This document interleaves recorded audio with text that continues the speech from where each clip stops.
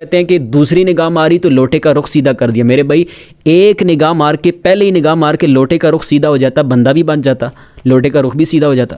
غوث پاک کا ایک مرید تھا, اس نے لوٹے کا منہ قبلہ کی طرف نہیں تھا کیا, تو غوث پاک نے جب نگاہ اٹھا کے دیکھا, پہلے تو وہ بندہ مار گیا, بعد میں لوٹے کی طرف دیکھا, لوٹے کا رخ بھی چینج ہو گیا. کیا لوٹے کا رخ قبلہ کی طرف ہونا ضروری تھا کیا؟ یعنی پاکستان کے قانون میں اب اگر کوئی ایسا کرتا ہے کہ نگاہ مار کے بندہ مار دیتا ہے, مرید کو مار دیتا ہے, اس پہ پہلی بات ہے 302 کا پرچہ ہوگا, ایف آئی آر ہوگی, اور اگلی بات یہ کہ اس کی ضمانت بھی کوئی نہیں ہونی, بندہ مارا اس نے. بھائی نگاہ مار کے بندہ مارنا اس بات پر کہ اس نے لوٹے کا رخ قبلہ کی طرف نہیں کیا, کیا یہ سنت ہے؟ کیا یہ مستحب ہے؟ نیور. کہیں ایسے کوئی بات ہے ہی نہیں. آپ لوگ اس کو فضیلت بیان کرتے جی غوث پاک نے بڑا کارنامہ کیا ہے, بندہ مار دیا نگاہ مار کے. میرے بھائی بندہ مارنا یہ کون سا کمال ہے, یہ کون سی فضیلت ہے؟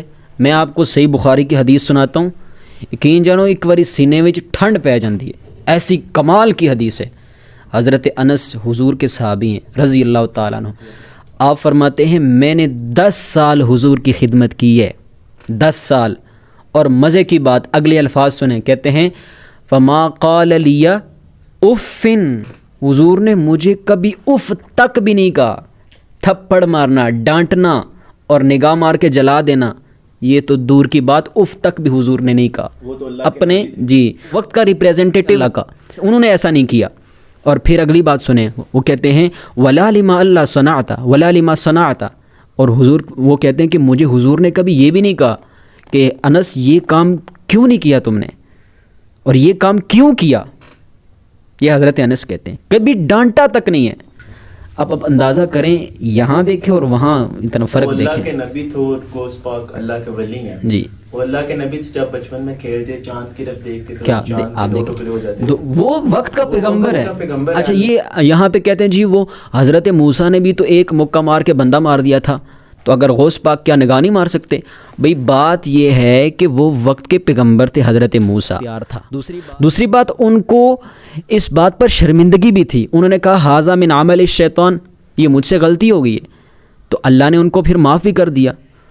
لیکن یہاں پہ کیا آپ کہہ رہے ہیں بندہ مار دیا ایک نگاہ مار کے, اور پھر آپ کہتے ہیں کہ دوسری نگاہ ماری تو لوٹے کا رخ سیدھا کر دیا. میرے بھائی ایک نگاہ مار کے پہلے ہی نگاہ مار کے لوٹے کا رخ سیدھا ہو جاتا, بندہ بھی بن جاتا, لوٹے کا رخ بھی سیدھا ہو جاتا.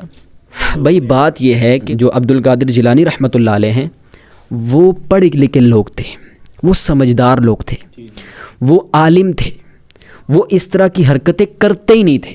یہ لوٹا سیدھا کرنا, یہ فلاں فلاں اور بندہ مار دینا, ایسا کوئی واقعہ ان سے ہوا ہی نہیں. وہ اس طرح کی حرکت کرتے ہی نہیں تھے. مجھے بتائیں کیا ان کی یہ تھوڑی فضیلت ہے کہ وہ ایک عالم تھے؟ عالم ہونا کوئی آسان بات ہے؟ مستقل مزاجی دکھانی پڑتی ہے, ڈیلی بیس پہ پڑھنا پڑتا ہے, دن رات ایک کرنا پڑتا ہے. اور مستقل مزاجی جو استقامت ہوتی ہے نا, یہ کرامت سے بھی بڑی چیز ہوتی ہے. الاستقامت فوق الکرامہ, یہ پڑھایا جاتا ہے ہمارے ہاں. اگر آپ کسی کو نگاہ مار کے ایسے مار دیتے ہیں, وہ دین کے قریب ہوگا یا دین سے دور ہوگا؟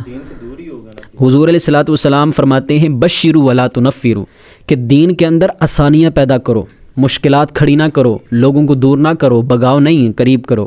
یہ میرے نبی اسلام کی حدیث ہے, صحیح بخاری.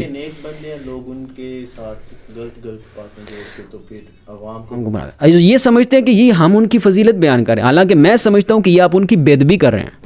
تو ایسی باتیں نہیں کرنی چاہیے.